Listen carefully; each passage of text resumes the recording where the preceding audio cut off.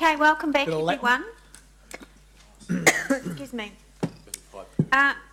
With the leave of the committee, and we've jumped around a little bit, but because of the lateness of us getting through the agenda, it's been a little bit difficult to gauge our outside visitors. So we've got Dr. Wayne Cartwright here, who's going to be sitting up at the top table with the General Manager on item 14. So with the leave of the committee to accommodate Dr. Cartwright, I wonder if we can bring item 14 forward to now. Does anyone have any objection to that? Okay, no, let's move to item 14. So we're on page 208. And this is the sustainability principles.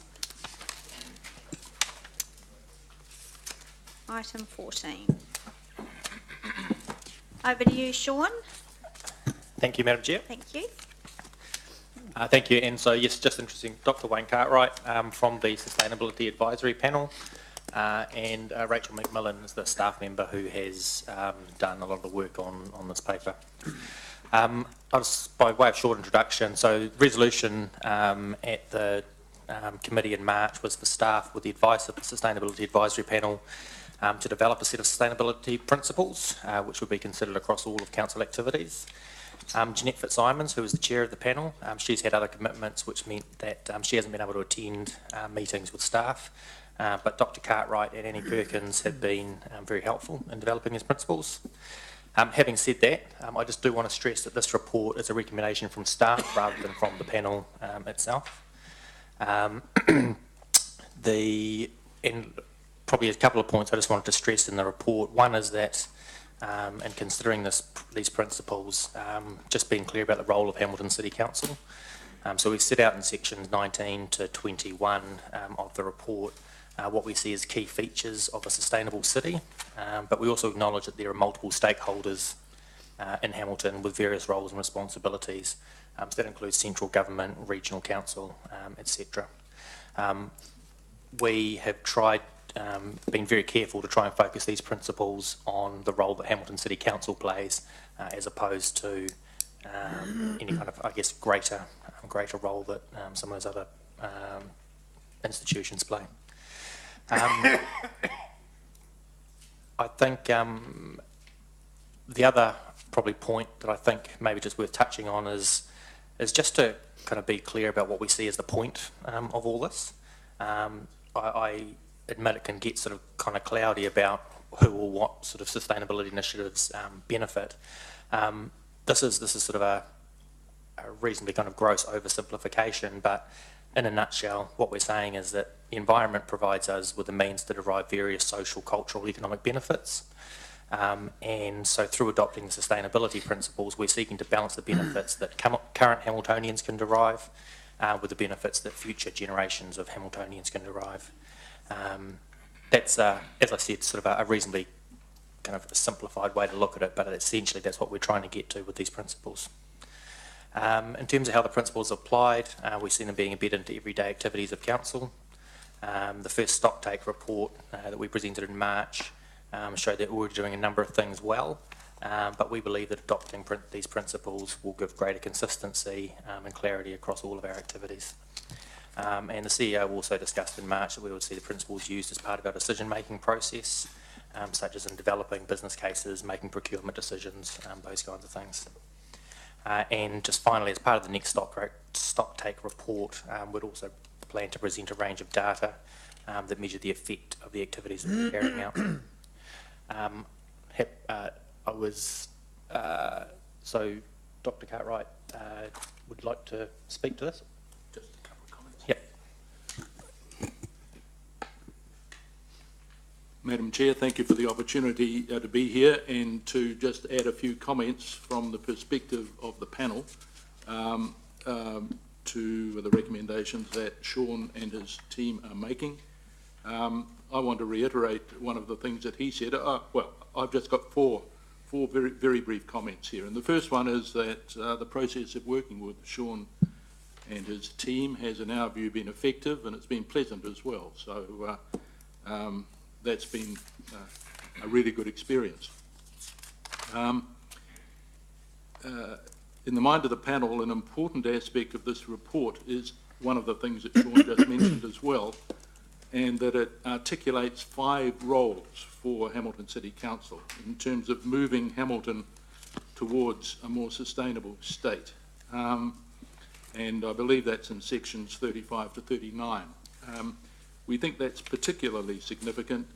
All of those 5 roles can be evaluated, and the one that we would emphasise is our opinion that there is a need for leadership, that the role of Hamilton City Council is not only to do what it has to do and is required to do by other authorities, but to lead as well. So we would recommend that that point be emphasised. Third point relates to, I guess, the application of the principles. We've spent a lot of time with Sean and his team working on the principles, and I'm sure he's gone as far as he can with them. And they're good to have.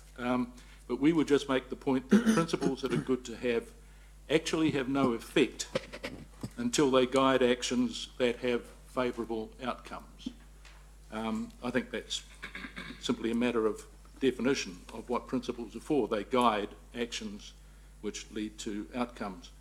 So the panel simply says that it looks forward to reviewing these, both the actions and the outcomes, in due course. The final point I would make is just to indicate the pretty clear evidence that Hamilton, as a city, in some respects, is already unsustainable. That point, I think, is not often made. It is certainly implied in aspects of the report here before you, but it actually means that 2 or 3 of the principles shown here need to be actioned, or actions need to arise from them, or they need to be triggered quite early on. And the most obvious one of those, of course, is the condition of the Waikato River, and I know you've had other comment and advice and have other matters proceeding in relation to that, and certainly Hamilton as a city has been contributing to the degradation of the Waikato River, and that is a matter that needs attention. Hamilton's, the other clear one, is also a collective. Of course, so the Waikato River one is a collective because it's not only Hamilton's contribution, the contribution of all of the other parties who send effluent into the river, particularly the farming sectors. The same thing can be said of emission of greenhouse gases, but this is a bigger collective. Of course, it is a global one, and at the present time, Hamilton is contributing to future global warming and climate change along with almost everybody else, and it would seem that some leadership would be favourable in that area as well. Those are my comments, 4 main comments, and I thank you for your attention. Great, thank you. Right, we'll move on to questions. Councillor McPherson and then Councillor Mallett. Thanks for the report, which was very interesting, and Wayne's comments as well. You said Hamilton is unsustainable in some respects at the moment, to at least paraphrase your words. You picked some areas, you basically said that the principles are not much good if they can't be put into, or not being put into action. You implied that would be a fair comment? Yes, that is simply a matter of the approach taken by the council to getting things done, I think. Yeah. And so the principles are, I would say, we would say, a good start. Okay. Those which are actually in your document, I think, are a very good start. So, yeah. Sorry, so some of the actions that you talked about, or some of the issues, emissions, water, the quality of water in the river and things like that, a lot of that are things that the emissions in the areas surrounding Hamilton are an issue, not just in Hamilton. The water that comes down to Hamilton from higher up in the river is an issue, not just what we do to it here, though obviously that contributes, as you pointed out. There wasn't much in here about the partnership we need, I didn't think, with the rest of the region and the regional council's responsibility. When I look at things like emissions, I know the regional council has got a responsibility for monitoring and, to a certain extent, action in that area. In talking about emissions from vehicles, for instance, and the promotion of alternatives to private cars, which obviously could have an effect on emissions. There's not much in here about, in a practical sense, I didn't think about how we should be pushing for better. There's a couple of statements, but not in practice. In practice, I'm yet to see how we're going to do that unless we have the regional council fully on board. Some comments from you guys in those areas. Sure. I mean, I think we saw, it sort of comes back to my comment earlier about actually Hamilton City Council's role and the role of the regional council. So, I mean, the regional council obviously does play a very important role in setting some of those standards. We see, excuse me, we see the role of Hamilton City Council principles, probably 3 and 4 allude to it, in that we're an integral part of regional efforts to restore and protect water quality, an integral part of regional efforts to restore and protect biodiversity. Those are things which the regional council, I guess, sets the sort of in the Resource Management Act has responsibility for at a regional level, but we see ourselves sort of fulfilling our obligations, but sort of probably going a little bit further and being an advocate and a leader in the region. I think in respect to... Sorry, does that mean an advocate and a leader with the regional council, or just generally amongst local government? Because there are some quite specific things that the regional council does that we could be lobbying them on. Public transport's one that I'm familiar with, but I know in other areas as well. I think we meant within the region.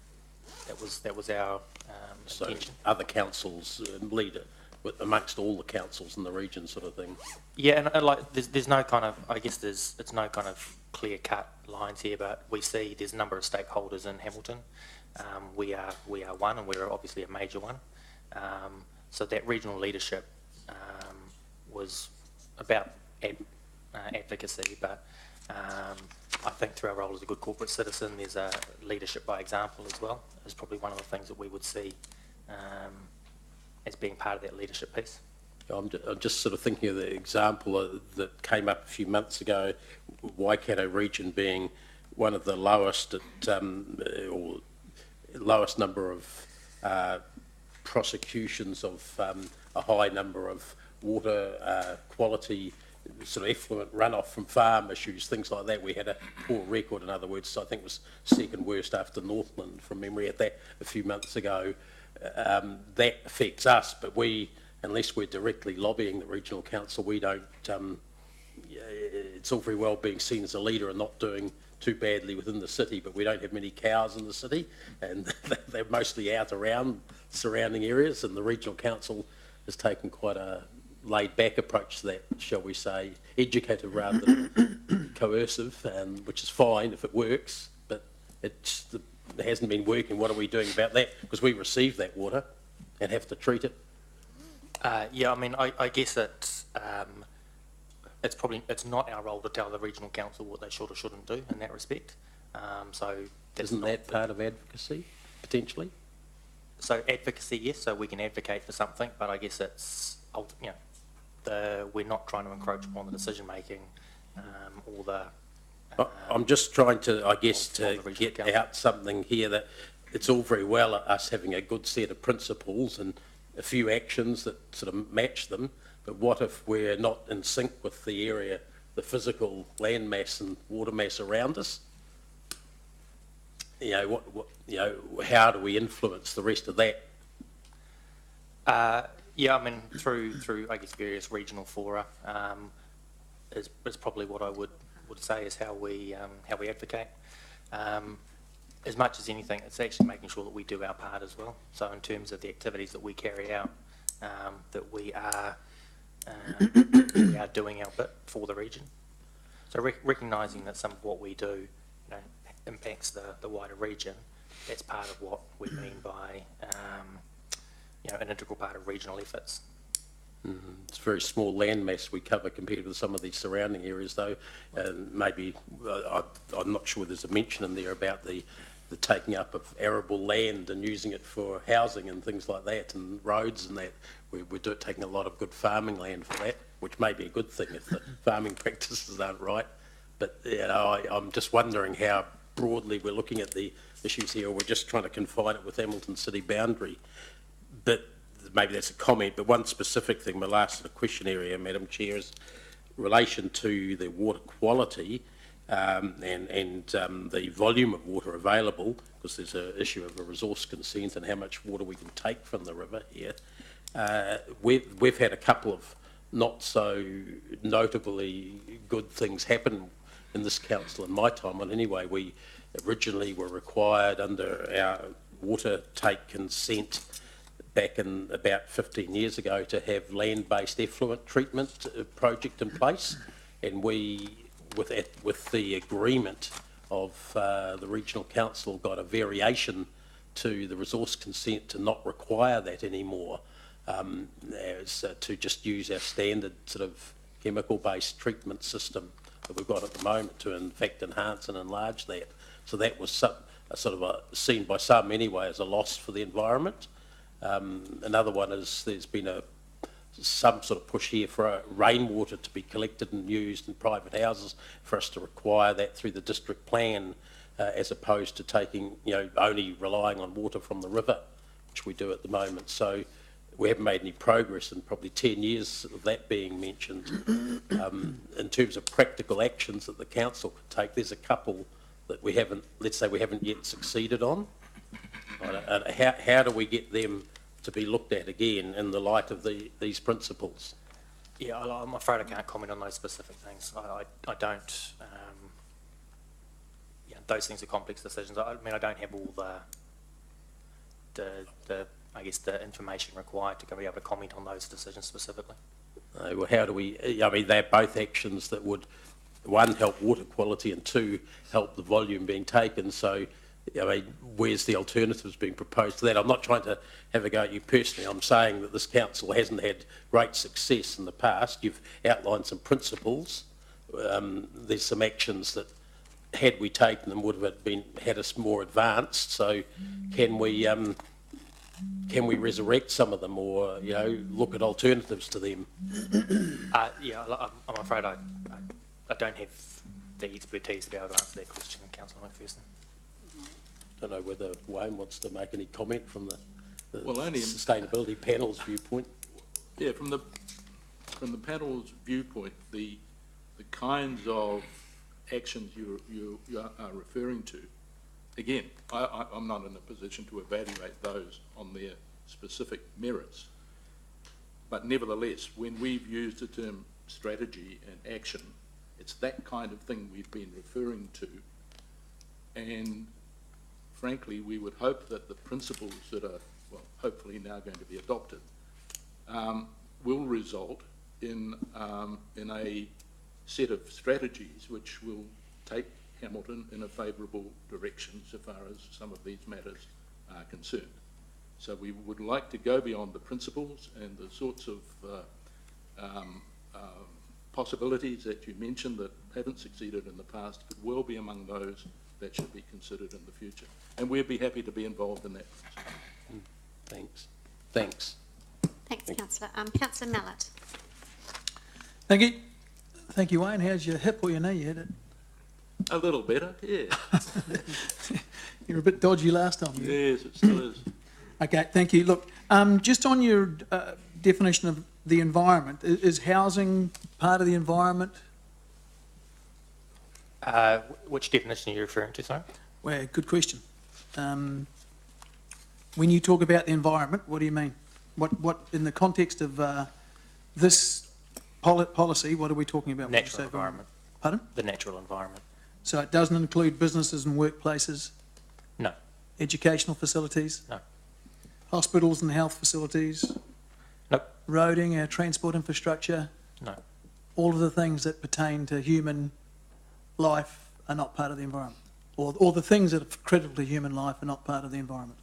So in respect of this report, in terms of the definition, we're saying that those aren't that's not part of the definition we're using for the environment. Okay. Just, Wayne, you said that you want to see the policy guide actions leading to outcomes. To what extent does that require compulsion or force? Oh, I think you must be referring to What you said. to attempts to implement No, that was what you said. actions. It was what you said. It was one of the things you said. Well, Today. what I intended you to understand from that is that the principles, as laid out here, have the potential to guide favourable actions, and those actions, if they're well carried out, should bring through some good outcomes. Okay. That's all I was really getting at. The way in which the implementation of actions is undertaken, I thought depends very much on the action itself. So it may be incentives, there could well be requirements. I mean, there are some in the legislation already. But I'd have thought that most of what is being referred to here should be seen ultimately as good common sense. Well, that's a value judgment that people having a view hang for on. the That is a future value generation. judgment that people have a right to disagree with, isn't it? What's common sense for one man might be poison for another. On recommendations number, so we're paragraph 7, recommendation number 5. Are you aware that just very recently England has accepted it can't reach its carbon targets without massive damage to the economy and the standard of living in England? They've accepted the reality. I'm not across that study. Okay, that is the case. I'm just concerned that. Actually, no, I'll leave this for the that bit for the Debate. Okay, we talk about on page 19 a sustainable city. Page 9. I beg your pardon, paragraph 19. Paragraph 19, yeah. So it's paragraph 20. It's the heading is page 19.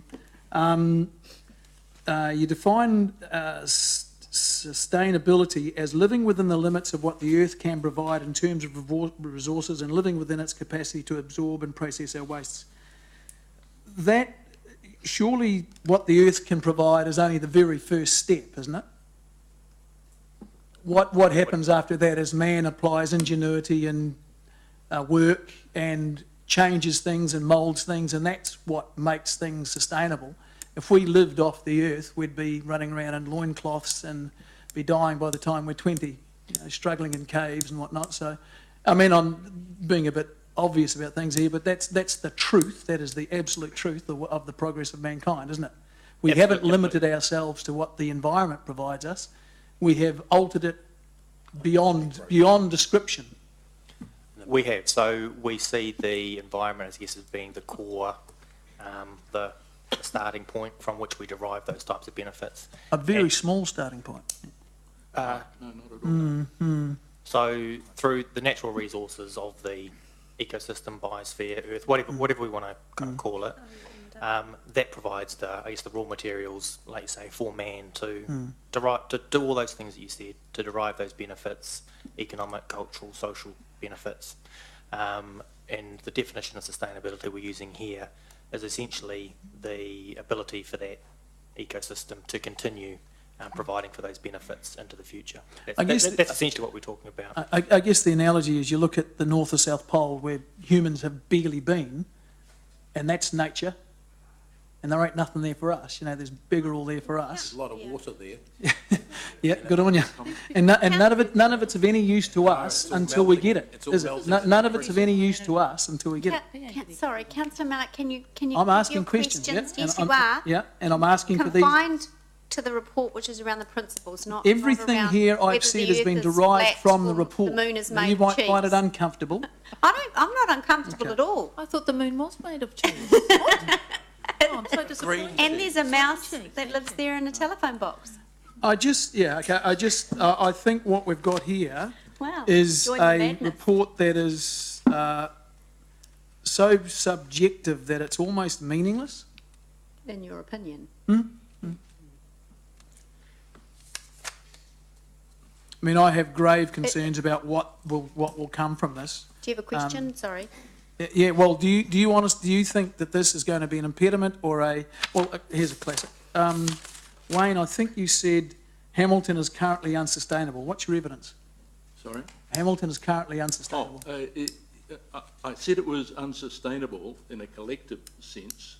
It is unsustainable in view through the contribution that it makes to the ongoing degradation of the ecosystems of the Waikato River. It is not the major source of that degradation, but it is certainly a significant one.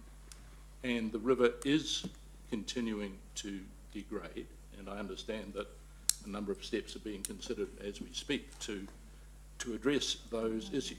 And the other one was greenhouse gases. If I could comment on something that Councillor Mallett said before, which was, I have to say, just quite incorrect or misguided.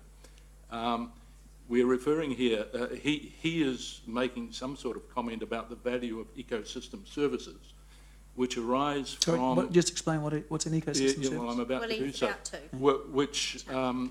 Which are the services that the ecologies of waterways, rivers, lakes, and also the ocean, and also the ecology of the atmosphere provide to basically clean up a lot of the waste that human beings and the economy places into waterways and into the atmosphere. And these living organisms, these living systems, do a damn good job of cleaning up a great deal of our waste.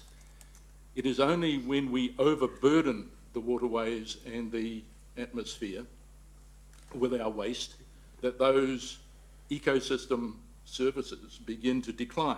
That is, we clog them up, sometimes we kill them. And as a result of that, the ecosystems upon which human civilization depends vitally are degraded. There's some crude expressions that explain what we're doing. We don't need to go there, but you've grossly underestimated the value to human society and the economy of these services. In fact, there are some fairly well-tested valuations of those services. And those valuations indicate that the services themselves, if one attempted to provide them through economic, technological activity, would be valued at more than the entire GDP of the global economy.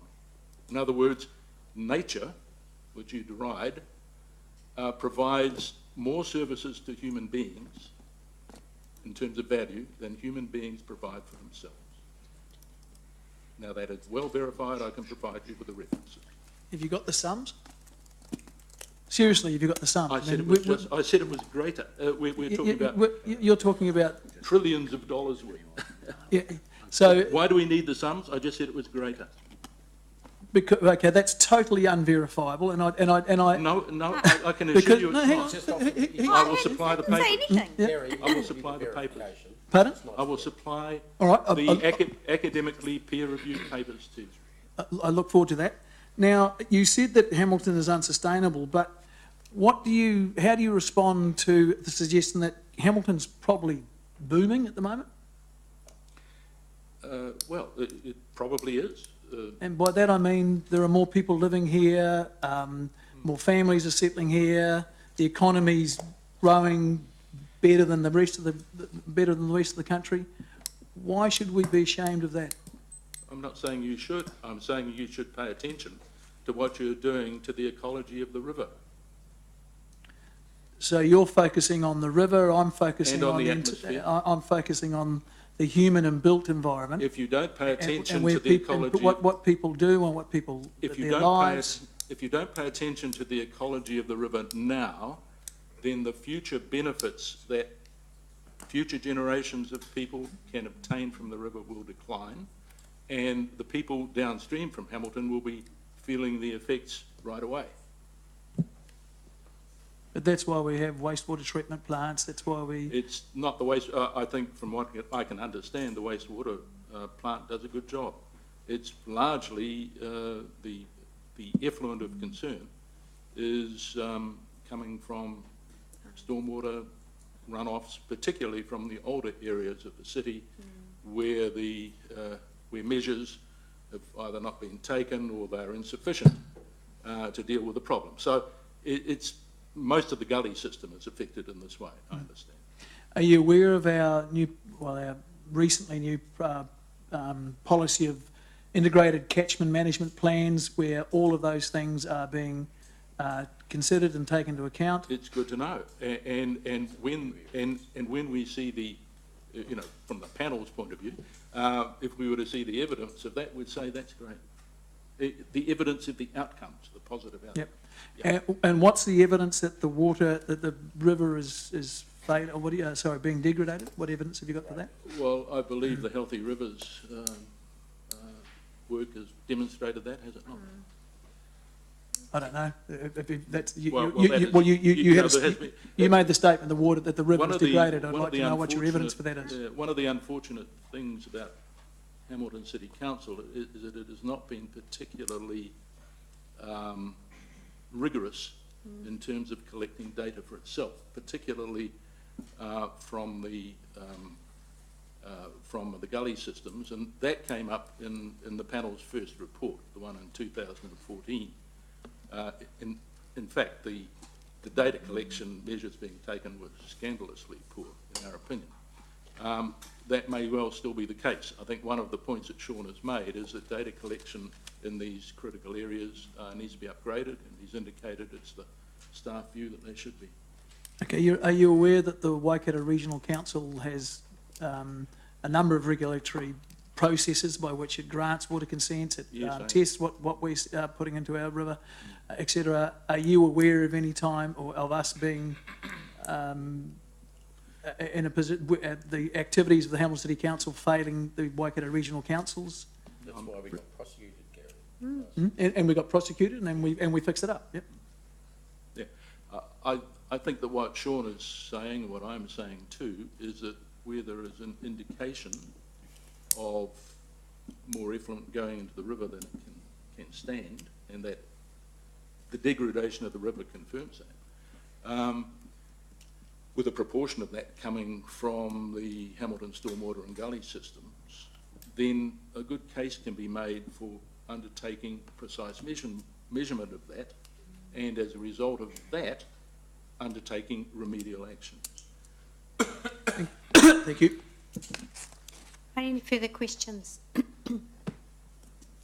No, there being no further questions. We have a recommendation on page 208. 209, a series of recommendations there. I'll move the recommendations, seconded by the Deputy Mayor. I don't need to speak to this. Any further speakers? Councillor McPherson? Yeah, I've got a question through you to Sean first about this resolution. This is a whole lot of nice words at the moment. Councillor, can you use your microphone, please? Where do we get the report back that says how we're doing with each of these, or how we're going to monitor each of these? Yep. Because we were sort of told that that's an important part of the whole deal. Yep. This just says, here's the start, here's the pretty words, Yep. and we're going to get rid of that strategy which was a bit too restrictive, and nothing. Yep. So what we will report back, we'll do a stock take in December each year, and that will report on all the activities that we're doing that help deliver to these principles. At the same time, we will also present various measures, data that we have on the effect that those activities are having. Okay, Madam Chair, is it possible to include a point D down the bottom there that happened? That's one of the outcomes, that each year there is that report back. There is a resolution on file to that effect, Councillor. That was one of the resolutions from the March Strategy and Policy Committee. So that's not referred to in here, is it? Number 12. It talks about the meeting. It doesn't say when it comes back to council. So I'm looking for something that says when we would expect to see it, and like in the action plan. If you look at point 12, It is in the action plan. is it? Councillor McPherson. So there's no action plan with this, though. No, there's not. I had a question on that as well, but I'm just looking at the 22nd of March strategy and policy, and the resolution was develop a set of principles, and that staff conduct an annual stock take in December each year to ensure sustainability principles continue to be embedded into practice. That's the agenda. I think that we also added on to that and to be reported back. To which meeting? All I'm trying to do is make sure Yeah, it's in the list absolutely. so that that never gets forgotten. I'm just going to stare at that in a few seconds. So I'm not sure whether it was in the resolution or was in the original Well, I'm action, but it was gonna to be look the at that in a first second. meeting of the new council, I believe. Oh, okay, and it's action number 9 in the action list. Okay. All right, no, that's fine, thank you. That covers that. Question? Yeah, it doesn't say in the resolution actually, from the 22nd of March in the minutes around which committee, but it does in the action list, does it? Is that what I just heard? I'm trying to navigate quickly through. Okay, that's okay? Yeah, if it's in there, actually. Yeah, all right. So any further speakers? Councillor Gallagher. Yes, certainly be supporting the recommendation to council, and also wanting to ensure that where there is a difference between perspective of, say, our staff and the panel, that we clearly are aware of that, so that we've got an unfiltered process by which the panel's work and recommendations and thought can come through. Because I want to also recognise that on that panel people with a range of very specific valuable backgrounds, and there may even be some debate, dare I say it, within the panel, which I think can actually be quite useful for us to hear. And it doesn't mean to say that you're all disunited, it just means it's a legitimate discussion. What I would say, without at all being smart, is if a previous generation had anticipated that when you introduced some animals like a possum, what impact that would have on our country.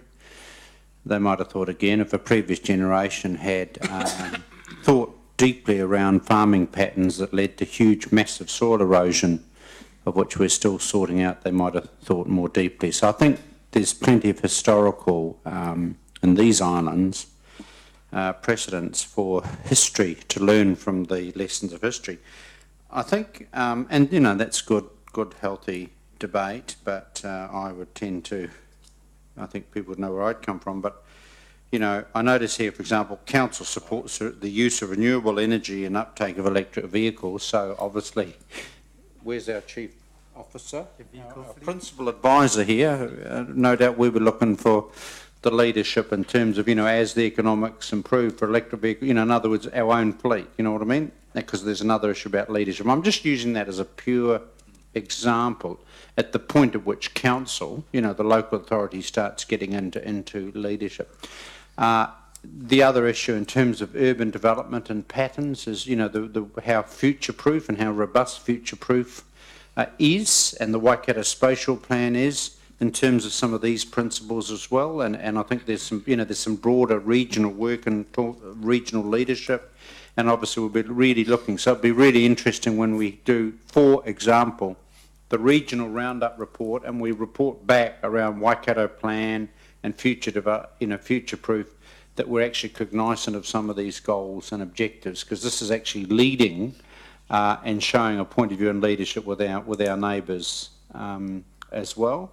And for example, council promotes walking, cycling, public transport and other low carbon transport options, albeit there may be a contradiction in a diesel train to go from Auckland to Hamilton as against an electric train, or the new, but technology is changing there, by the way, all the time.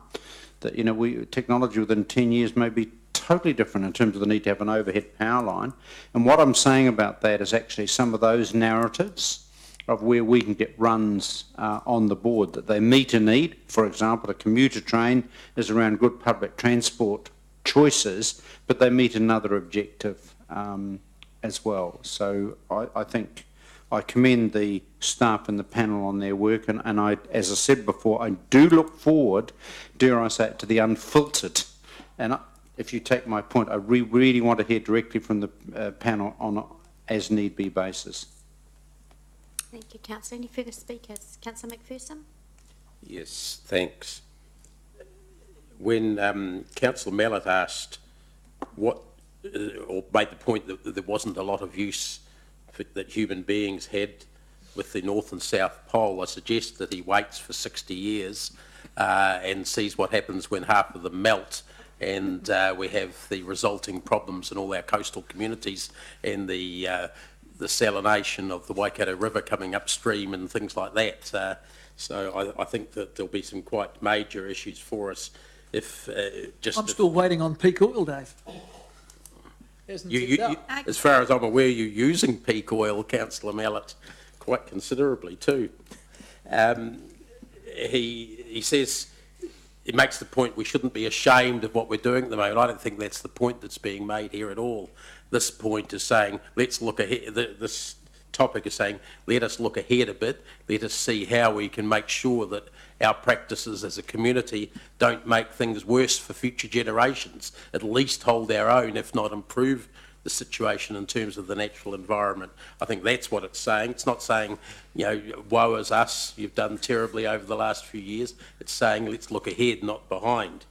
I'm looking, though one of the points that I have already made in my questions here and want to make again is that these are only words, and we've missed a number of opportunities in recent years to take actions that could have enhanced these words, had them already in practice. And I look at the number 6, which Councillor Gallagher also mentioned. We promote walking, cycling, public transport and other low carbon transport operations. This city has gone backwards in the last 6 or 7 years in terms of the uptake of public transport compared with where we were then. We were a long way behind 12 years ago. We caught up quite rapidly and got ahead of most of the country, except for Wellington and Christchurch back in the mid-2000s towards the late 2000s. Then now we've fallen behind. We don't pay any attention at all to that issue nowadays.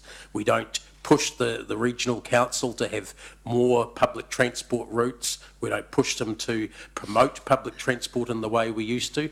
We're sadly lacking in that area. As far as cycling goes, lots of Yahoo comments last year about us getting a couple of $1 million for cycling promotion. When you looked at that per head of population, we're about I think we were the lowest of the 13 different communities that got any money at all. There were places like Nelson and Timaru that got more per head than us. So I don't think we're flying the flag very well in that area either. We could do a lot more. Hamilton's a flat city. Hamilton's a city with a well laid out set of roads compared with many other cities. We could have a great public transport system that was easy and cost effective to run as far as any other, in comparison with any other regional centre in the country. We don't do that well at the moment. We've abrogated our responsibility over to the regional council. We've said if it's not working, it's your fault. Whereas in previous years, we always took the attitude, this is a joint thing and you buggers better hurry up and start doing it properly or we'll be on your back. And we were on their back and they did start doing it well and they've fallen by the wayside. So that's one area. National greenhouse gas emissions. I don't know whether people remember, but I think it was early last year, there was a Ministry of Health, I believe, report on the 5 worst city emission sort of localities in the country, and one of them was the one right beside the hospital where Lawn Street meets Halpo Road, State Highway 3, and we haven't had any report backs on that I've seen recently. That was a terrible situation to have that so close to the hospital.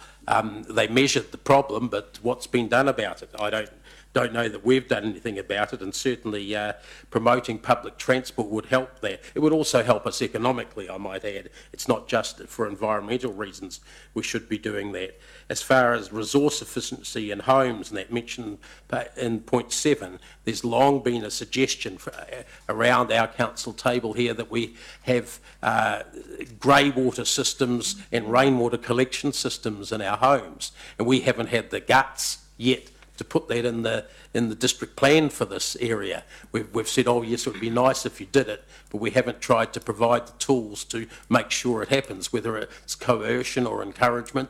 We haven't done either of them. So we're actually starting from quite a way behind. So I hope very much that these principles are not only ticked in terms of being nice words, but are ticked in terms of meaningful actions that improve the city, improve the culture in the city and the economy in the city. I think all of those are possible if we play our cards right. Thank you, councillor. Further speakers? Councillor Mallett and then Transport Councillor King. Committee. Thank you. Look, I'll be voting against the recommendations, primarily, and this is the fundamental reason, because they are totally devoid from reality. They are miles away from what actually is happening, miles away from understanding the way the real world works, and unfortunately, that is just not acceptable for a resolution that has the power of law. Just a couple of things, and Dave brings it up all the time, and I love it because it just shows you how devoid from reality is. He talks about public transport and bicycles and things like that, and he needs to understand that things have moved on, that people just, they've got the freedom and the ability to drive cars, that people have chosen, they have simply chosen with their own money to go out and buy a car for very good reasons, primarily because they're a hell of a lot more efficient and able to give you a lot more options than riding a bike. It is absolutely impossible. My lifestyle, for example, taking 4 kids to school, picking them up at various stages, being rung up by your wife to get some stuff from the supermarket, taking a bag and a coat and things like that to work. You can't do those things on a bike. It's just reality. Unfortunately, what we've got here is a situation where, and this is the most fundamental flaw with this thing, other than saying it doesn't agree with reality, which is a pretty big flaw. The other thing is that it actually, and I've said this before, it actually prioritised things other than humans. It puts humans below whatever else you'd have to. I've used the word bugs and slugs many times, but it puts humans below. The reason we are here and the reason that we have governments is to improve the lot of humanity, improve the lot of our citizens and our ratepayers. The river is of value to us to the extent it is of value to humans, not to some Gaia or whatever that thing is. What's it called? What do you green guys call the world? I don't know, but Gaia. the river water's pretty green at the moment. Yeah, so I'm sorry, this thing just so far, and as I said, if you do, it is very recent, but England has accepted that it cannot reach its carbon goals without massive destruction in its own, to its own economy. So it is now starting to, probably through pain rather than sensible thinking, realise that it can't do it. So I think this is a retrograde step. It is the sort of thing that slows down development and slows down creativity, slows down wealth, slows down improvement in the human condition, and it's not good. Councillor King.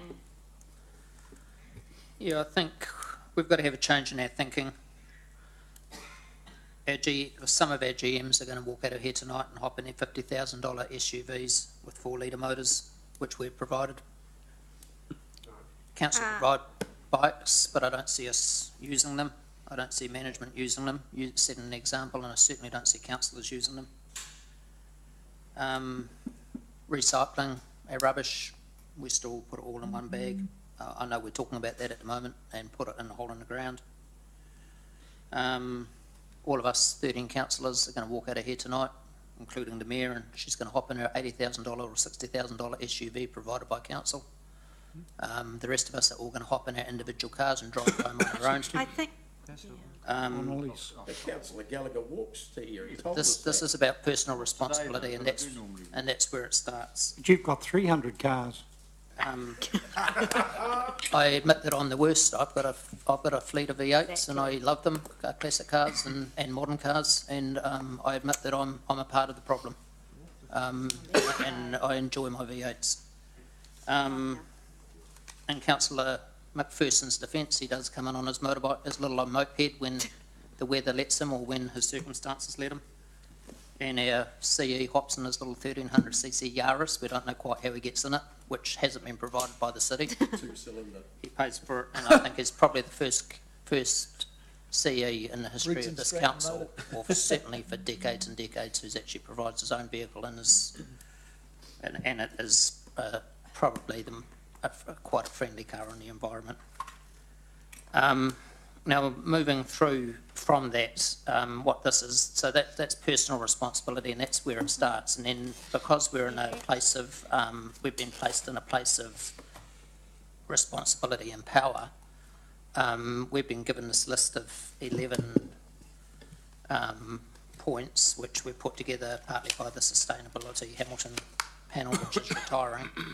And as Dr. Wayne Cartwright has pointed out to us today, he hasn't presented this as a militant issue or said that we're all going to die if we don't do it. And the words or similar words what he used was the sustainability principles that we should be aiming towards.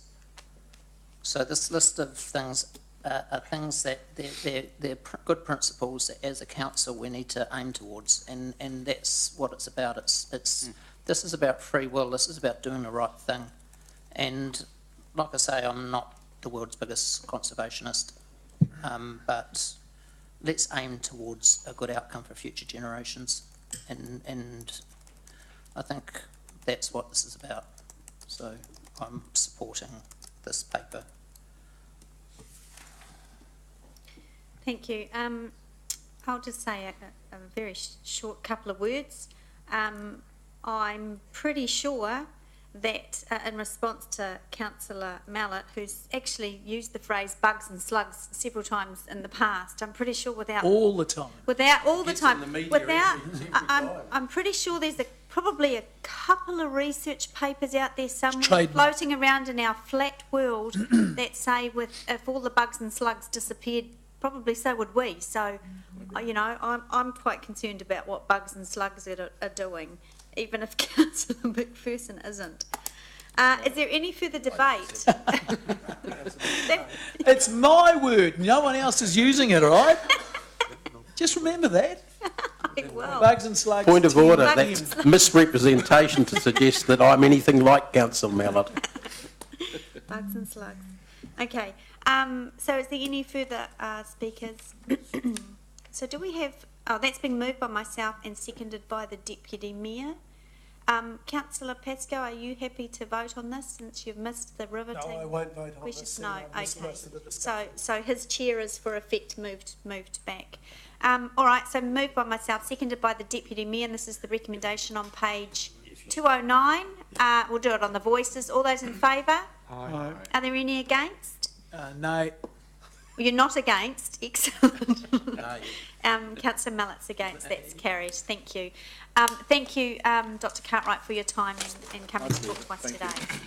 So welcome, Councillor Pascoe. Sadly, we're only about halfway through. So I heard. Shows you what happens when I'm late for meetings. Yes. And we're bouncing around a little bit, but we're back on track. So we're back up to item 10, and this is the last policy under the governance review, the Citizens Initiated Referenda policy. And who is speaking? I believe Mr. CEO. What page is that? Page 127. Yeah.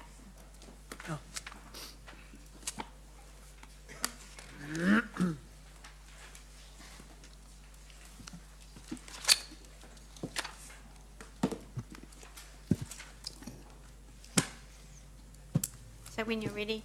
Yep, thank you, Madam Chair. So this report was originally prepared by our subject matter expert on this, was our former democracy manager who's now left council, so I've picked up the reins. Do you agree? I have got a report in front of me that basically suggests that given the high hurdle rate in respect of the referenda required to, the poll required to draw a referenda, and also the fact that the standing orders allow for other vehicles that to consider a petition, that a recommendation is put forward that the citizen initiated referenda policy is deleted. I have as much information as is in the report to answer any questions. I've got you. Put your hand down. You're wasting gases by putting it up. No, you're not first either. Councillor McPherson, thank you, CE. Mr. CEO, given a discussion earlier that we had about the people giving evidence and submissions and so forth being responsible for the items they presented to us and understanding fully what was in them and making sure they're right, Would it interest you to know that there've actually been 3 recent cases, recent being in the last 20 years, where we've had referenda? Excuse me. I know that was before you Pounds, were, shillings and while, pence. while you were still in short pants, but include one other quite recent one, but that we've had referendums not just under this policy, not just on fluoride, but also on STV, where this policy was actually followed in order to get that referendum, and one as a precursor to which caused this policy to be brought in to regularise the situation, one on the stadium before that. So it worries me when I see a report that says, to the best of the writer's knowledge, or some words that to the report writer's knowledge, the CEO is now taking up the cudgels for that report writer, and it's lacking information that's in council files. So I appreciate the information that Councillor McPherson has provided, and thank you. I mean, suggestion in future that if at any time you're lacking information about the past, you could not only come to me, but you could come to Councillor like Councillor Gallagher, who's been here around even longer. I mean, part of the assumption in this report is that it's hardly ever used, so why bother with it, because there's other ways of doing it, when it's not true that it's hardly ever used. I take your point. Thank you. What are the other processes that could be used to allow the public to force a public decision-making process? Well, firstly, the citizens-initiated referenda, the referendas aren't binding on council anyway. That's not what I asked. Yep, no. So it doesn't force a review of the decision-making. It's council's decision whether it chooses to review it or not. My understanding from reading... No, I'm sorry. The citizens-initiated referenda, if the 10% petition comes in the second stage of this, we're forced to hold a referendum. Oh, I understand the question. So in terms of forcing the referendum, not forcing the outcome. Yeah. Excuse me, sorry, losing my voice, which I'll hold on to it till just after this item. So the only point I can refer to there is what's allowed in the standing orders. There's nothing else available to council to force a referenda. Okay. So you would accept, would you then, that in a worst case scenario, might be the wrong choice of words, or most extreme case scenario, if all else fails, if signatures on letters, if presentations to council fail, at the moment, under this policy, 10% of the public can force us to go out to a referendum form of public consultation. Yeah, as per the policy. And there's nothing else. If we remove that policy, there would be nothing that would enable that. There's nothing else as far as I'm aware. Is there, no. Nothing in the legislation. No, apart from the reference to standing orders, there's nothing else, is there? So why in point Roman numerals 8 does it say it is considered that Hamilton City Council has sufficient other mechanisms for citizens to engage when there's no backstop that takes it outside this room? I think your comments regarding the fact that there's no other avenues for initiating a referenda or a poll or a referenda is true. There are other forms of engagement that we can use, and that's what that item's no doubt referring to. But the engagement is all in this room.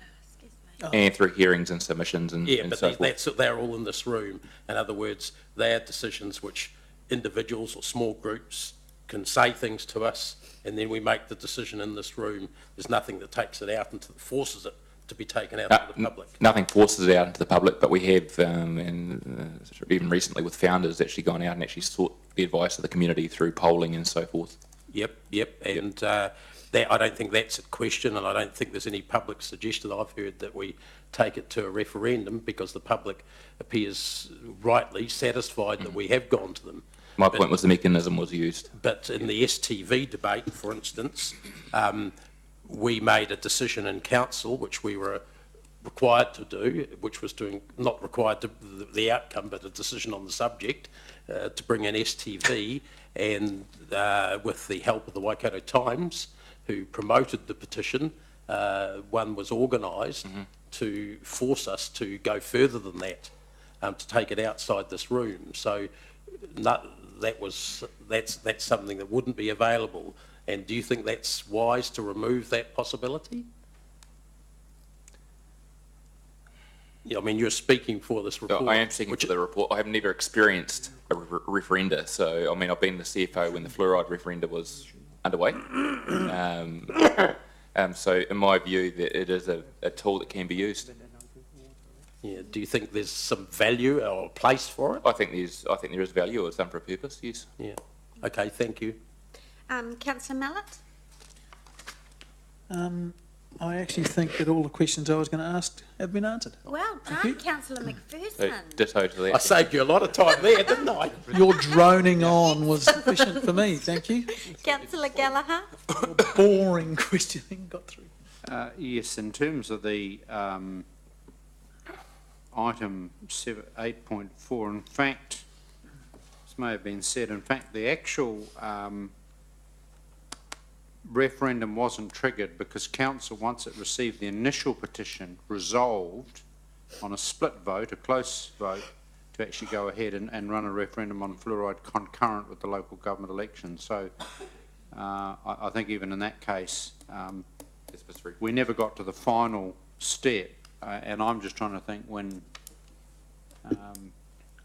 does anyone in this room, I don't know, have we had a situation where it has required the 10% of the signatures in a 90-day period? I just told you, Councillor Gallagher. No, you're not I listening. don't. STV. No, that was again a council decision. It was. Oh, the initial one with under the Simcock penalty, I think that you guys, I thought, and I was not on this council at the time. All I'm saying is with respect, I'm not sure if we've ever had a situation where in reality we've had 90 days and we've had I think councillors got on and done it, but they haven't waited for the 90 days or the 10% of signatures. But that'd be an interesting issue. There's been other huge petitions around roading and stuff, but never moved to a referendum. Okay. Thanks, Councillor. I've got a couple of questions. Just in my initial reading of the report, I was sort of pointed to the fact that standing orders would, if the policy was deleted, that standing orders would basically fill in the gap, my crude words. But reading the standing orders, what's the difference because they only talk about a petition, the standing orders don't refer to a referenda at all. So what is the difference between a petition which only asks for 150 signatures from the public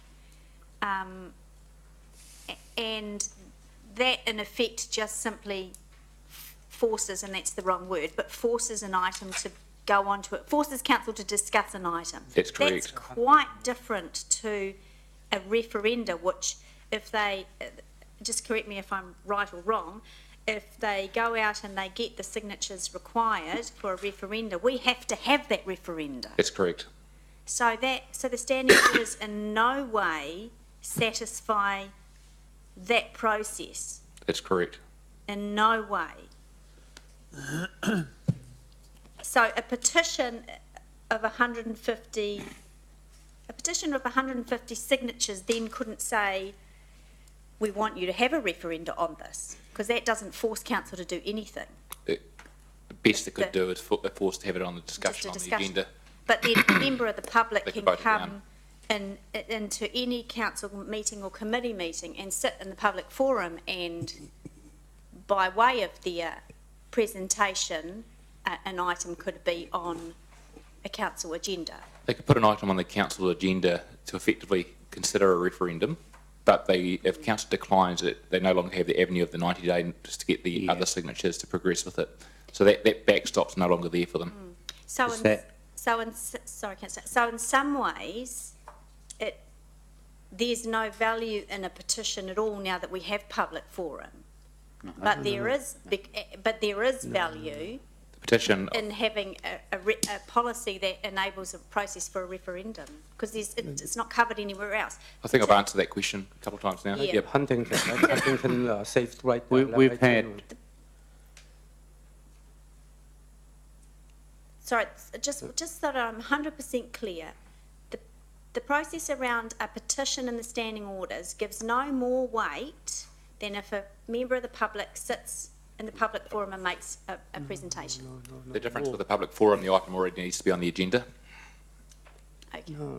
Many years ago, I think, as a community activist, there was a petition asking council to hold a referendum with regard to introduction of the ward system and postal voting.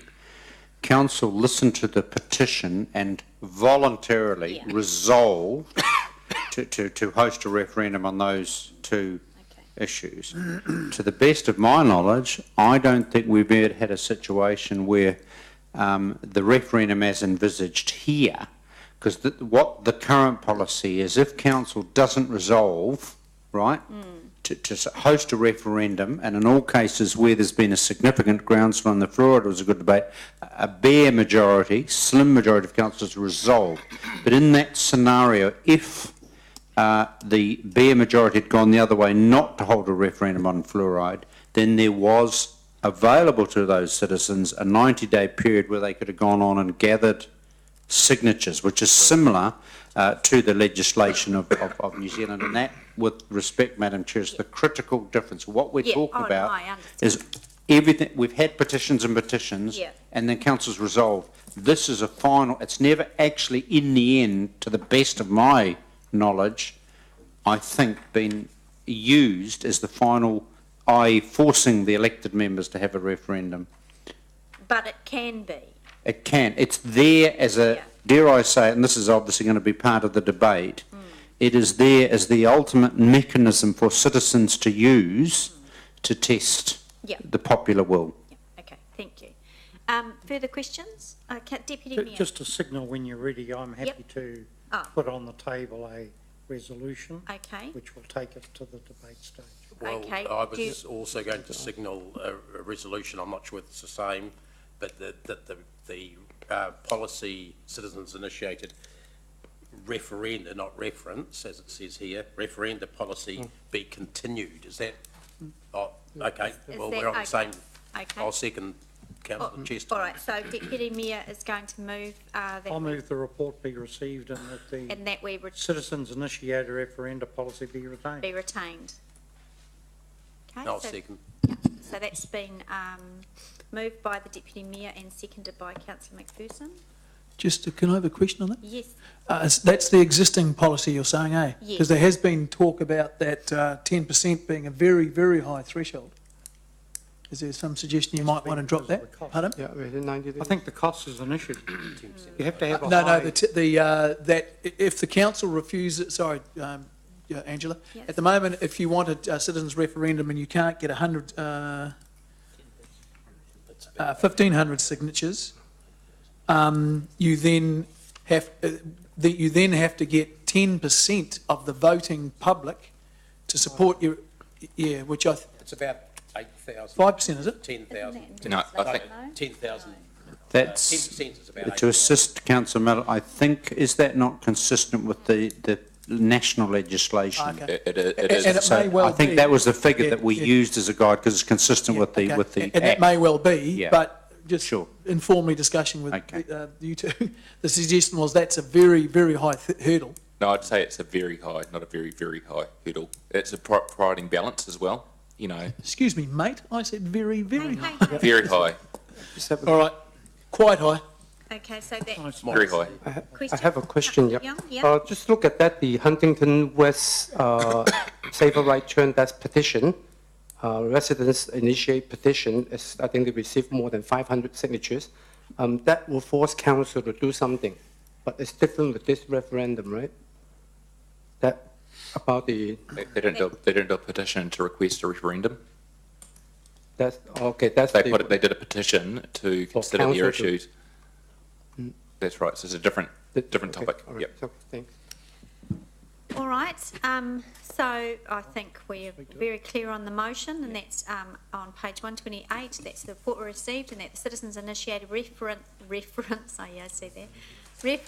policy be retained, and that's been moved by Councillor McPherson and seconded by the Deputy Mayor. Councillor McPherson. Other way round. Sorry, Deputy Mayor.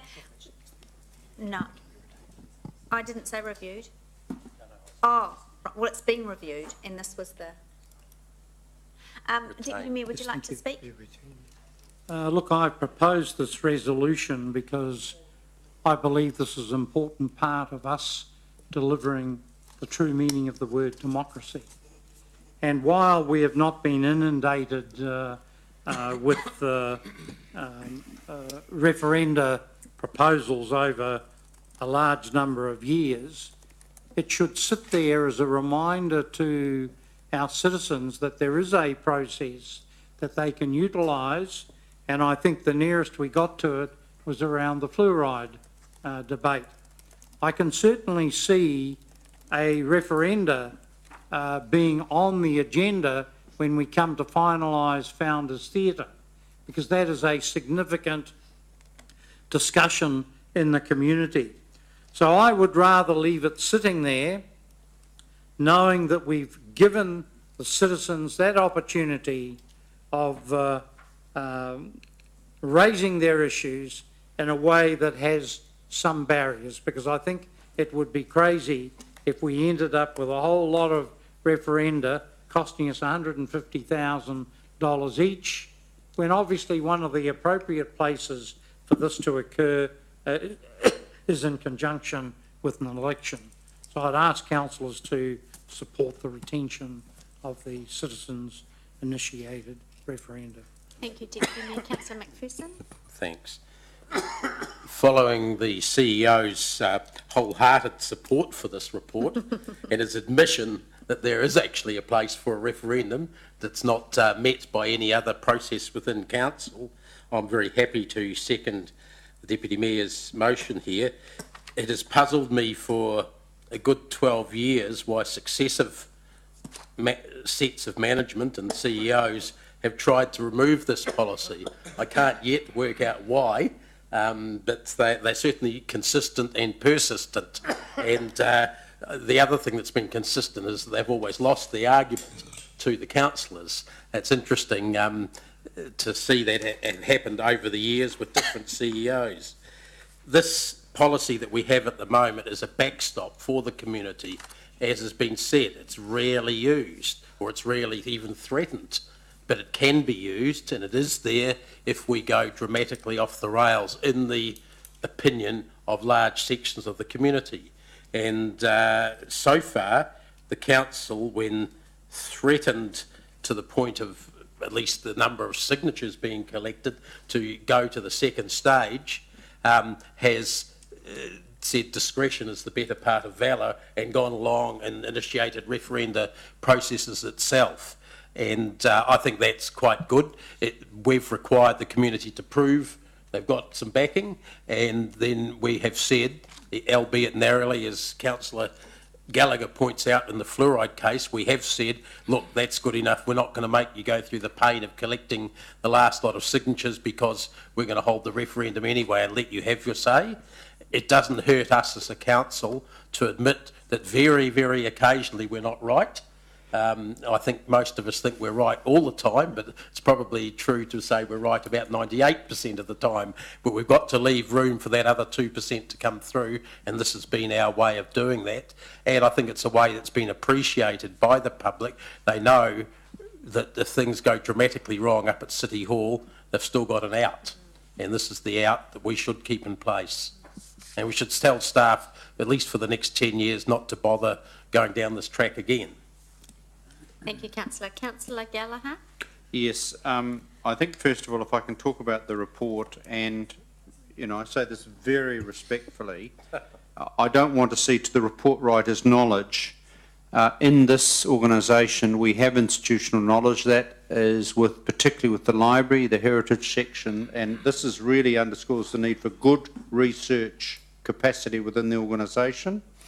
And certainly I would say respectfully to the report writer that, you know, that section over in the library with Mark and the team over there would have I think, been of assistance. So I want, from a governance point of view, accurate historical recall, and it does underscore, in my view, in an organisation, when we go to the long service awards in this council, how we value, you know, people naturally who have been around for some time in addition with the new blood, because that does give us some of that knowledge.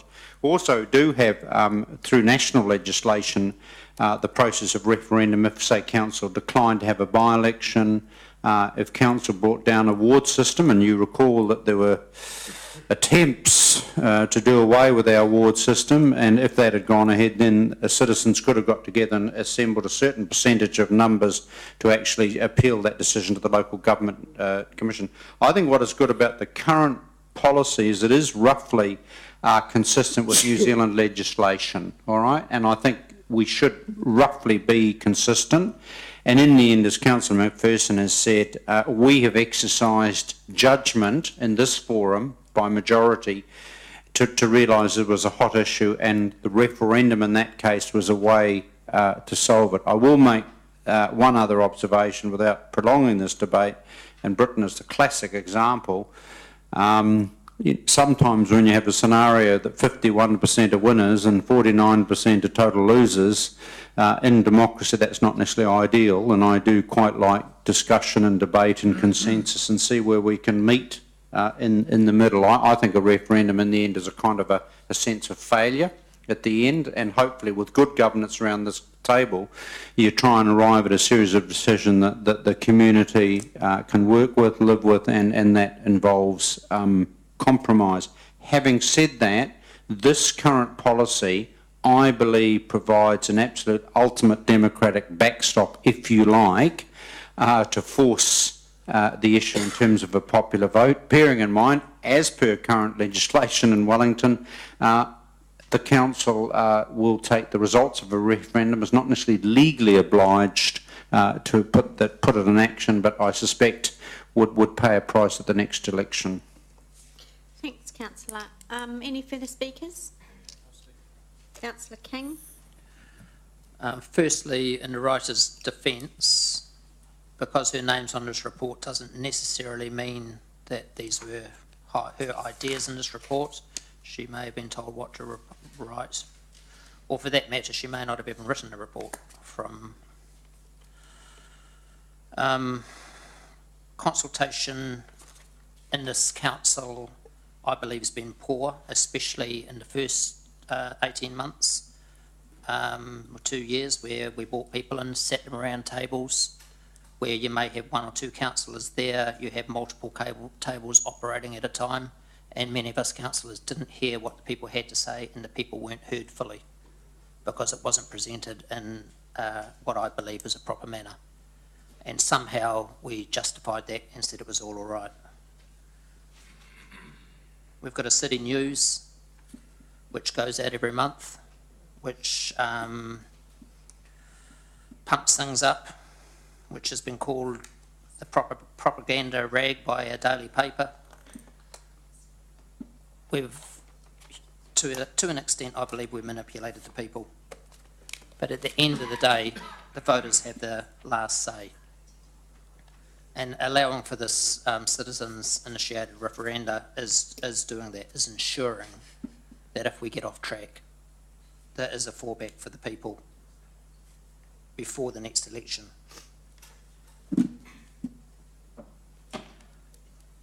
The city belongs to the people, and we need to jealously guard that. So I support this motion that's been put up. Right, any further speakers? Okay, that's been moved and seconded. We're all clear on that motion. All those in favour? Aye. Are there any against? None against? It's carried. Thank you. Did you vote for that, Councillor Briggs? Yeah. Right, we're on to item 11, page 132.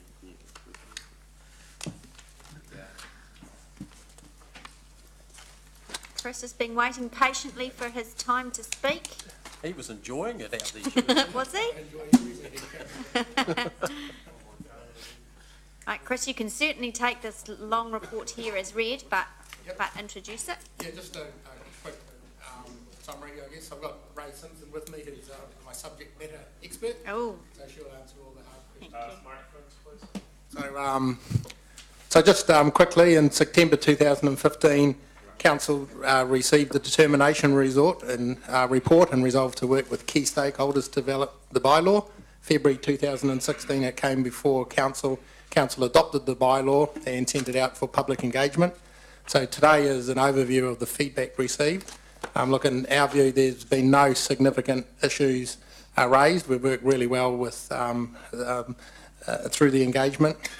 We have accommodated a number of the items that have been raised with us, and we are recommending minor amendments to the bylaw, and you can see those in attachment 3, the track changes.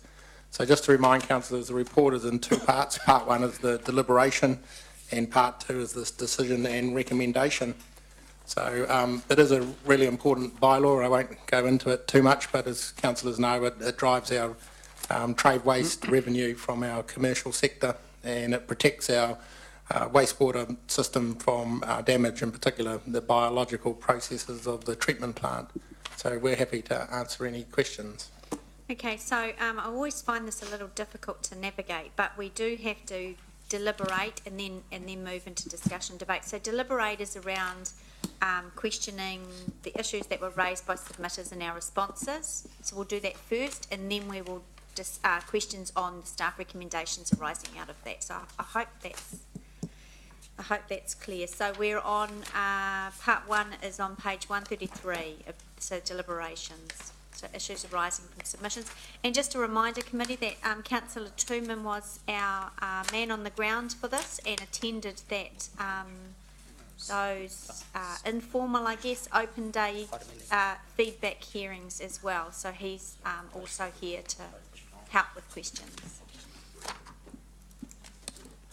So are there any questions? So councillors, attachment 2 is probably lists all the things. They're very technical in nature, most of them. That was most of the interest in the bylaw was of quite a technical nature. Hence my raise here. What page are we on? Just on page 137. Yep.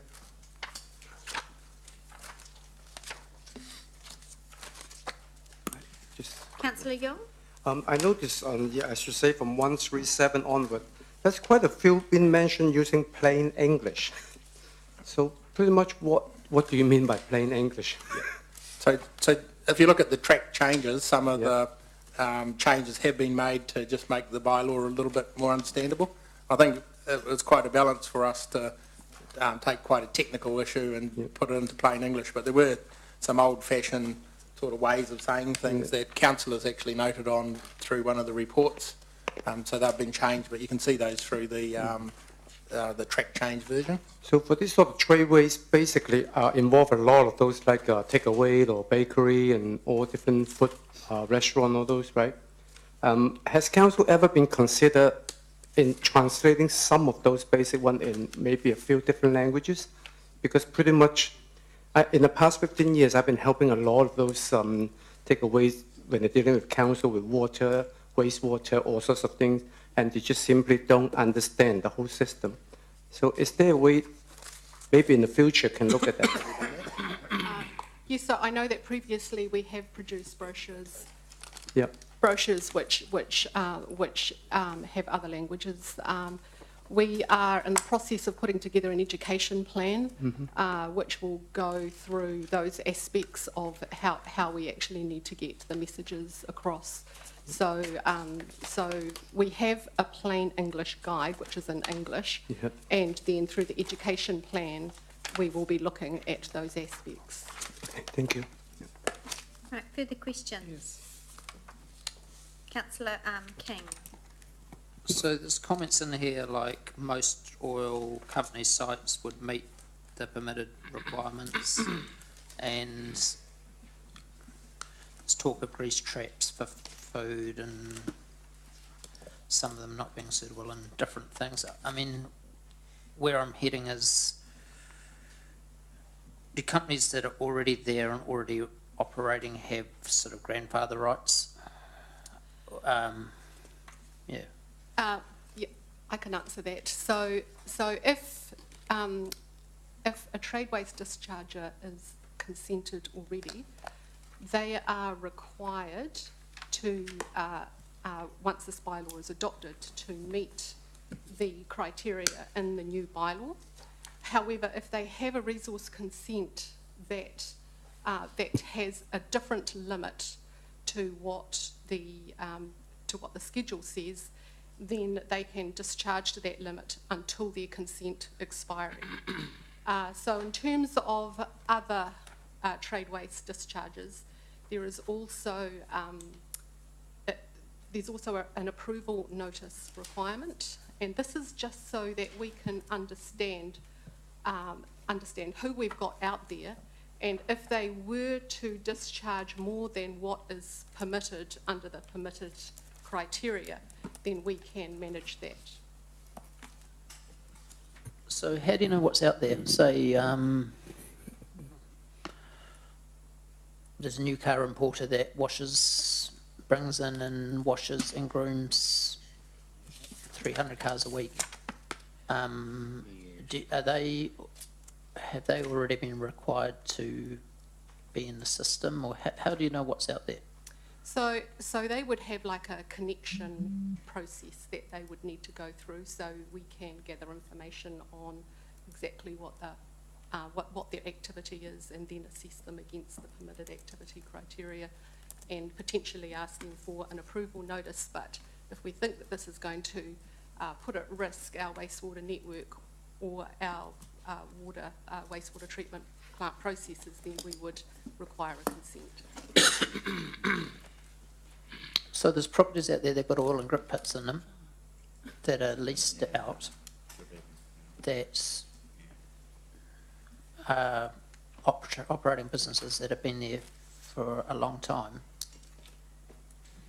Are you guys supposed to know about those people and monitor them? Because you're not. If you are, I'm just trying to work out.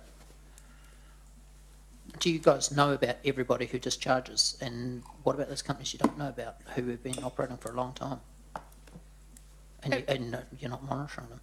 It would be the responsibility of our shared services team, our compliance team, to understand what's out there. So you're not going to go out and shut down existing businesses who are running, who have oil and grit pits in, who aren't registered with you, because how do they even know they're supposed to register with you? Or are they supposed to? What I'm trying to make sure here is that you're not going to go out shutting businesses down because we pass this bylaw, or making it difficult for businesses who've been running for a long time and in effect have grandfather or existing use rights that you probably don't even realise that they're doing it. So it's all I can say, Councillor. It's not our intent to shut any business down. It's our intent to just identify and understand businesses and just be comfortable with what they're putting into our wastewater system. So I assume you are talking about wastewater rather than stormwater system? Wastewater. The wastewater system, yeah, because the wastewater, this is what this bylaw is about, is the wastewater system and what arrives at our treatment plant. So look, it's not our intent to shut down any businesses. Look, I would hope that we know most of our customers that are connected to our wastewater system, but there may be some that we don't, but it's certainly not our intent to use this to go and shut them down. It would be our intent, as Ray has said, to educate and work with them on how to operate their business properly without risk to our assets and particularly our treatment plant. So are people who are connected supposed to have registered with you? Yes, connections will have to go, basically let us just have a quick look at what their activities are. Are they putting down anything that might risk our network? And so really it's just a way of us knowing what's coming into our network and how best to manage that. Shouldn't you know that over the last decades of building consents that have gone in where people have legitimately put in and had a signed off building consent to not to discharge but to connect through oil and grit and grease pits and things, surely that put the responsibility back on you to follow up? Or are you saying that they have to come in here and register? No.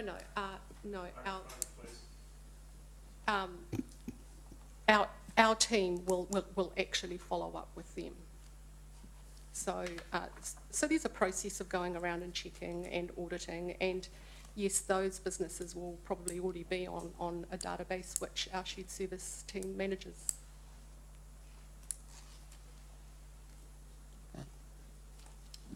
So the responsibility is on you, not on the person who's got an existing connection.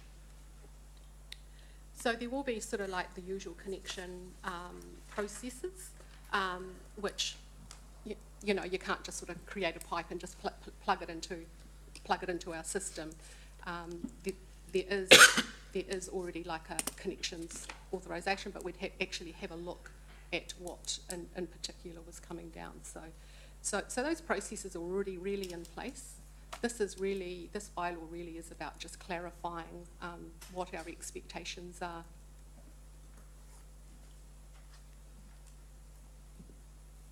Is that all your questions, Councillor King? Yeah, Okay. so I'm just trying to work out the existing connection that's connected in, that's up to you guys to find them, not up to them to come to you. Look, And I'm talking about the legitimate connection that's been there for decades. Yep. So I would say, look, I'm not the subject matter expert here, but the onus is probably on the business to comply with the bylaw. Look, we would know through the decade of connections processes what our businesses are. Like, there are processes in place when people are applying for consent and connections to understand their trade waste and what the requirements are, and you know, we've got details about grease traps, etc., that they could provide. So I think you accept that. What you're talking about is maybe the businesses that have been there for years and may not be registered.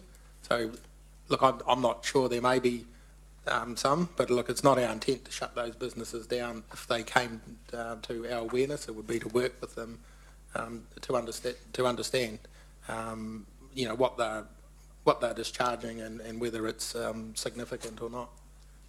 I guess it's hard to answer your question. My concern came from the start, where you said that you had to be consented up to a certain amount of discharge, and there's businesses out there that are discharging which don't have a consent, because when they were set up they didn't need a consent. And they're probably likely to be permitted anyway. Yes, so businesses out there that are discharging certain characteristics, or certain characteristics in their discharge, there is a schedule in the back of the bylaw which says what those limits need to be for them to be permitted. And so if they have any characteristics which are over that criteria, then we would actually say, well, you're going to need to manage that through a consent process. Now, if discharges are under those limits, we still really need to know who they are, just in case they change what they're discharging. Because if we then just completely ignore them, and then 2 years later they decide to perhaps create a new product which may have some toxicity effects on our wastewater treatment plant processes, we won't have any way of knowing really exactly what their compliance status is. So that's the reason for that. So we just want to quickly check off that they are staying within the permitted activity rules or criteria, and then they can just go on happily with their business. Right, any further questions? Councillor Mallett. This is a very fundamental dumb person, doesn't know much about this question, which you'd expect from me. How do you track stuff? So you say you monitor and that sort of stuff. I assume a whole lot of effluent or product comes into the plant, coming from thousands and thousands and thousands of connections. Tell me the process. Is that the first time you're alerted there's something dangerous or there's too much volume coming through? So in terms of understanding our businesses, we will kind of understand, whether they are, whether they're discharging perhaps, higher biological oxygen demand materials or metals. And so we actually carry out auditing processes, and there is sampling required so that we can understand from time to time what the nature of their discharge is. So, and that's done at the plant? I mean, that's the logical place, I assume? No, that's done at the premise. Oh, okay, so you go back to you go back to the source and you see what they're dropping into there. But, okay, yep, so that, and now you obviously can't do that to everyone every day. So there are going to be times when someone by accident or by ignorance or by malice is not the right word, but, negligently chucks some stuff and down into our wastewater system. Suddenly, Yep. XYZ turns up at the doorstep. Yep. Where the hell has this come from? Yep. So if I can try that one, and so if I talk about our major businesses, they pay trade waste fees. So they pay for volume and they pay for quality. So And you measure that when we at the measure source? that at their business, and At the that's what source, our yeah. team do. They'll go down there and they'll measure the volume they're discharging, but also the constitution of the waste, because Okay. that's got a correlation with what it costs us to treat. And particularly we got really stringent conditions on us on nitrogen to Yep. protect the Waikato River, which we do a great job of. And, Not everyone thinks and that. so we target nitrogen. So we don't, we want to incentivise businesses to deal with nitrogen and not put a lot of nitrogen in our thing. So we understand the constitution of what they're putting in, and they pay according to quite a complicated model about the constitution of their waste and the volume of the waste. When you come to the issue you're talking about, and we had a real example of that 2 years ago when our plant got a biological breakdown, and perhaps it was from stuff coming into the system, and it's really tricky to find out where it's come from. But if we've got our databases of businesses, we've at least got an opportunity or a chance to find out where it's coming from. So since that biological breakdown 2 years ago, we've actually put in some quite sophisticated equipment at the plant now that can, I forget the term, but fingerprint what's causing the problem. So we can find now at the plant some of the characteristics of what's causing a problem. And then with our database, you've got a chance of perhaps going to businesses of that type and finding out if there's a problem at their business. So it's very tricky, but I guess You can't the whole directly tell bylaw with- you the whole can't bylaw is about proactiveness. It's about education. It's about trying to have people understand what they're putting in the system, what is not good to put into the system. So there's a huge dimension of education in this. But this bylaw it's also our mechanism for charging, so we can incentivise businesses not to put things in that cost them a lot of money and us a lot of money to treat. But if a business makes a mistake, and you wouldn't be able to find it, would you? You wouldn't. Yeah, I'd like to think that we're getting better and that we'll be able to hunt it down. Like we haven't been able to hunt down 2 years ago what happened there, but we didn't have some of the equipment in place that we've got now. So look, our plant has been running really well for the last 2 years, and we haven't. I guess this leads up to is how do you police it? Because it's kind of like having a traffic cop on the highway, and there's 20 cars coming at him, and he knows one of them's going too fast, but he can't actually quite identify which one's the one that's going too fast. Yeah. How do you guys? Look, it's tricky, and it's even harder in stormwater. So Yeah. when you had Dr. Cartwright. No, that's the wrong before- answer. You just told me it's not. It's harder somewhere else. But so how do you, so you can't? I mean, because you're going to have to enforce. I mean, laws only work if they're enforced. Yep. So how do you track back to who was the guy who put too much volume in? I suppose you've got a meter that can count the volume, but not everyone's metered though, are they? So most of the large customers are, aren't they? Yeah, large. But so you probably can get the volume thing, but the actual constituents about what they're putting in there, you can't measure that. You can't identify where that's come from. No, but if you I'll just make it up a little bit, but if you at the plant and you knew that the characteristics of what was doing the damage to the plant were from a paint manufacturer or something like that, then you've got a database of all the people that are involved with paint, and you can start isolating which the east side of the river or the west side of the river. Okay, so you figure out it's an east side paint shop, you then go and knock on all their doors and say, by the way, your new apprentice, you haven't got a guy who doesn't know what he's doing, or just an accident occurred. I mean, some businesses wouldn't even know that they're doing it, I assume. Yeah, look, you're probably, I'm getting into territory that I don't know exactly how it works, but I do know when we had the stormwater one probably about 2 years ago as well, it was traced to a business that was putting, unintentionally putting oil into the stormwater system, so they didn't even know they were doing it. And that's a really good point, because somewhere along the line, if you go to by law, and someone's breaking it, you need a mechanism for identifying who the breaker of the law is. I mean, and 9 times out of 10, I assume it'll be unintentional, in fact, but either way, I just don't know how you're going to police this thing. Yeah, look, as I say, a big part of this bylaw is about just a mechanism for charging equitable cost to businesses for the cost of treatment at the plant. It gives us a database of what's happening in our system. There's a lot of education that goes along with this. We'd rather be proactive. Chris, how are you going to identify who it is? You do your best. So basically you would, you understand where your trade waste Andrew's coming to help. discharges are, and then you can work out which network catchment that they would be sort of joining out, and you could actually trace it back up the network. Okay. So presumably there's some sort of sanction involved here. I don't know what it could be. It could be a fine, could be not allowed to discharge into our system. So in order for this thing to work, you're going to have some degree of punishment, quote unquote.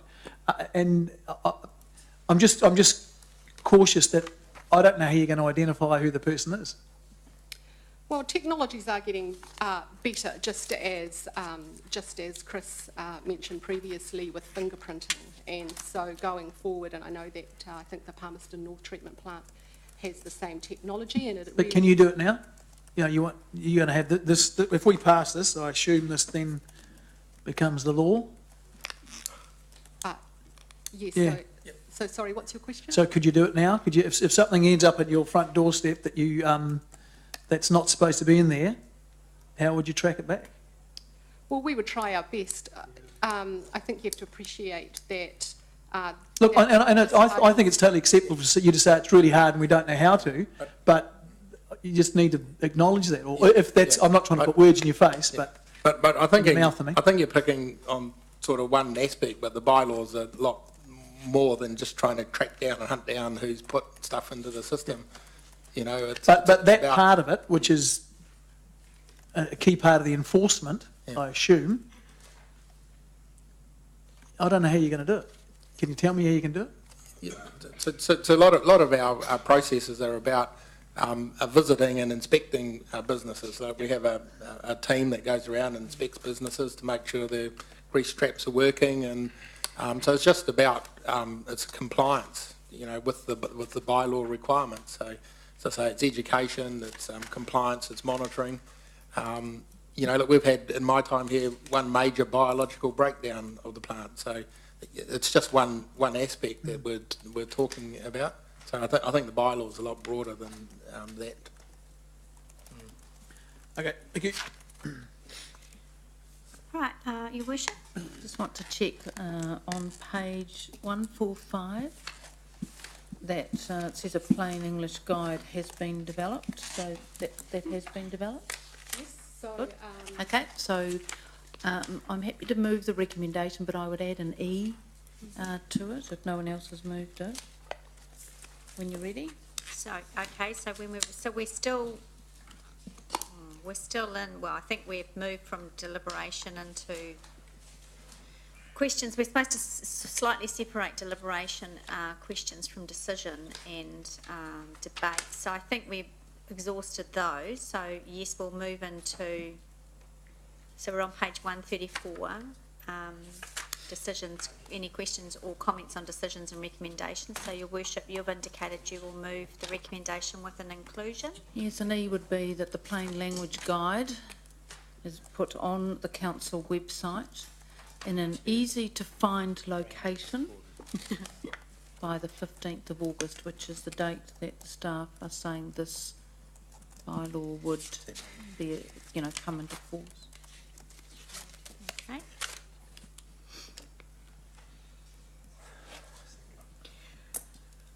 Right, so we've got that moved.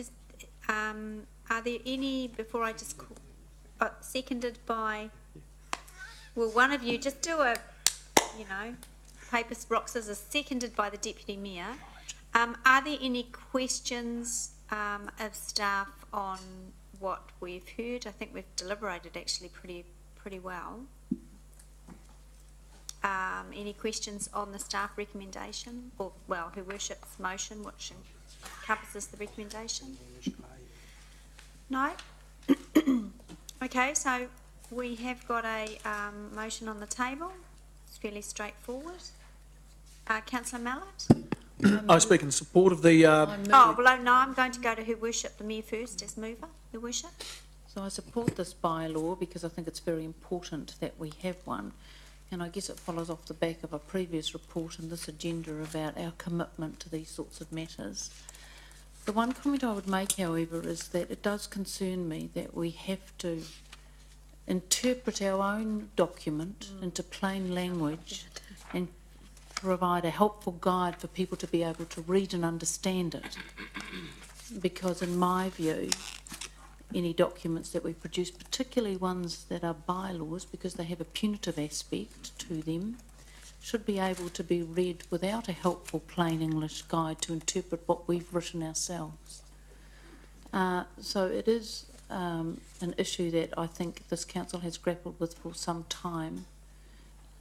So I can read the bylaw, but I have to say I do find some of its language archaic, repetitive, and not how we would write it today. So I'm very supportive of the plain language guide, and hopefully the next bylaw that we write, we don't have to have a plain language guide to help us interpret what we've already written that is for the public to read, that we're going to then interpret and implement. Yeah, you see where I'm going, right? Yeah.